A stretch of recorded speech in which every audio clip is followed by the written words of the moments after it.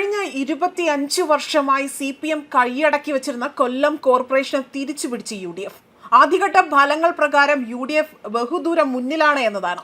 തിരുവനന്തപുരം കോർപ്പറേഷനിൽ NDA അധികാരത്തിലേക്ക് നീങ്ങുന്നതായും സൂചനകളുണ്ട്. അതേപോലെ തന്നെ കണ്ണൂർ കഴിഞ്ഞാൽ പിന്നെ ഏറ്റവും കൂടുതൽ ഇടത് കോട്ടയെന്ന് അവിടെ വിധി എഴുതിയിരുന്ന കൊല്ലത്ത് ഇപ്പോൾ ട്രെൻഡുകൾ മാറി മറിയുകയാണ്. കൊല്ലം ടേൺ പിടിച്ചു എന്നതാണ് മറ്റൊരു വാസ്തവം. മൂന്നാം സ്ഥാനത്തേക്ക് CPM തള്ളപ്പെട്ടിരിക്കുകയാണ്. എന്നാൽ NDA ആകട്ടെ അവിടെ രണ്ടാം സ്ഥാനത്തേക്ക് കുതിച്ചുയരുകയും ചെയ്തു. ഒരിക്കലും ഇളകില്ല എന്ന് CPM ആത്മവിശ്വാസം ഉണ്ടായിരുന്ന കോർപ്പറേഷനുകളിൽ പ്രധാനപ്പെട്ടതായിരുന്നു കൊല്ലം. ആ ആത്മവിശ്വാസമാണ് ഇപ്പോൾ തകർന്നടിഞ്ഞിരിക്കുന്നത്.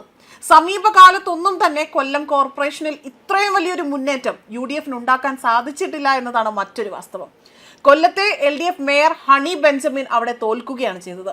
UDFന്റെ കുരുവിള ജോസഫാണ് നിലവിലെ മേയറെ പരാജയപ്പെടുത്തിയത്.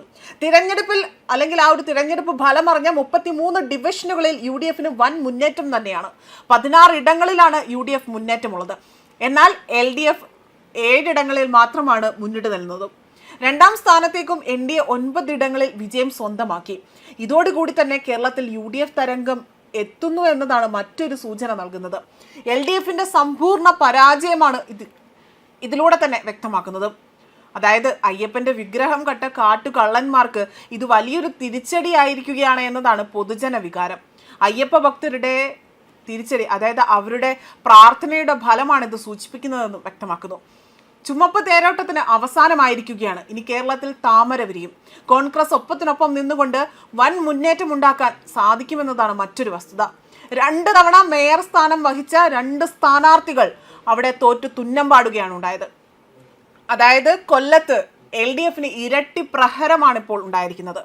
അതേസമയം കൊല്ലം കോർപ്പറേഷൻ ഉയർന്നു വരുന്നതിൽ പ്രധാനപ്പെട്ട പങ്കുവഹിച്ച വ്യക്തികൾ ചങ്ങനാശ്ശേരി രാഘവൻ പിള്ള, കരുമാലി സുകുമാരൻ, K തങ്കപ്പൻ തുടങ്ങിയവർ ഈ ഒരു നഗരസഭയുടെ വളർച്ചയ്ക്ക് വലിയ രീതിയിൽ പ്രധാന പങ്കുവഹിച്ചവരിൽ ചിലരാണ്. കേരളത്തിലെ ആദ്യ നഗരസഭയിൽ ഒന്നായ കൊല്ലം നഗരസഭ 1921 നിലവിൽ വരുന്നത്. ആ വർഷം ഏപ്രിലിൽ തന്നെ വിജ്ഞാപനം വന്നു. 1894 രണ്ടാം റെഗുലേഷൻ ആക്ട് അനുസരിച്ചുകൊണ്ട് ശുചീകരണ പ്രവർത്തനങ്ങൾക്ക് നേതൃത്വം നൽകാൻ നിയോഗിച്ച കമ്മിറ്റിക്ക് 1901 ആ നികുതി പിരിവിന് അധികാരം ലഭിച്ചതും ഈ സമിതി 1910 നഗരവികസന കമ്മിറ്റിയായി തന്നെ മാറിയതും വലിയ ചരിത്രമായി തന്നെ എടുത്തു പറയേണ്ട കാര്യമാണ്. എന്നാൽ ചരിത്രത്തിൽ ഇതുവരെ തന്നെ അവിടെ ഒരു UDF ഭരണം നേടാതെ ജില്ലാ പഞ്ചായത്തിലും ഇഞ്ചോടിഞ്ച് പോരാട്ടമായിരുന്നു ഈ ഒരു 2025 തദ്ദേശ തിരഞ്ഞെടുപ്പിൽ അരങ്ങേറിയിരിക്കുന്നത്. ഒരിക്കലും ഇളകില്ല എന്ന് CPMന് വലിയ ആത്മവിശ്വാസം അവർ പ്രകടിപ്പിക്കുകയും എന്നാൽ അവരുടെ ആത്മവിശ്വാസത്തിന് ഇളക്കം തട്ടുന്ന രീതിയിലുള്ള വലിയ മുന്നേറ്റമാണ് കൊല്ലം നഗരസഭയിൽ ഇപ്പോൾ UDF അടക്കം നടത്തിയിരിക്കുന്നത്. മാത്രമല്ല തദ്ദേശ സ്വയംഭരണ സ്ഥാപനങ്ങളിലേക്കുള്ള ഈ നടന്ന തിരഞ്ഞെടുപ്പിൽ കൊല്ലം ജില്ലയിൽ മാത്രമായി തന്നെ 70%, അതായത് 70.42% വോട്ടുകളാണ് രേഖപ്പെടുത്തിയത്.